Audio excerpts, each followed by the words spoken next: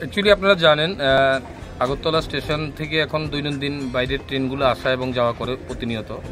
তো ওটার বেসিসে আমরা প্রত্যেকদিন বাইরের ট্রেনগুলো যখন যায় তখন আরপিএফের বড়বাবু তাইনের অফিসার স্টাফ, আমরা জিআরপির অফিসার স্টাফ জয়েন্টলি আমরা ডেইলি এটা থ্রো চেকিং করি এবং দৈনিক এখান থেকে কন্ট্রাব্যান্ড গুডস এবং ইলিগেল মাইগ্রেন্টস অ্যারেস্ট হচ্ছে, ডিটেইন হচ্ছে। আপনারা দেখছেন এখন একটা ট্রেন্ড আমরা দেখতে পাচ্ছি, কিছু ট্রেনে করে বাইরে থেকে কিছু কফ সিরাপ মাঝে মাঝে আসছে।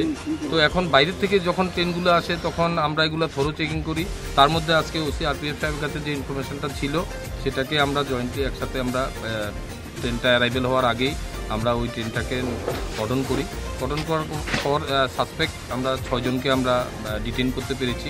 তাদের ব্যাগ, যে ব্যাগগুলো বলেছে আপনাদের, এই ব্যাগগুলো আমরা তল্লাশি করে এগুলোর থেকে সাসপেক্টেড ফেন্সিডাল কফ সিরাপ আমরা পেয়েছি প্রায় 970 বোতল 8টা ব্যাগের মধ্যে। তো এগুলো নিয়ে আমরা এগুলা সিজার করেছি। সিজার করার পর আমরা একটা এনডিপিএস কেস নেব। তো কেস নেওয়ার পর দেখব এখানে যারা অ্যারেস্ট হয়েছে তাদের মধ্যে আমাদের গোয়ালা বস্তির একজন ছেলে আছে, সেও বিহার থেকে এসে এখন পর্যন্ত কনফেস করেছে। বাকি যারা অ্যারেস্ট হয়েছে তারাও বিহারের বাসিন্দা।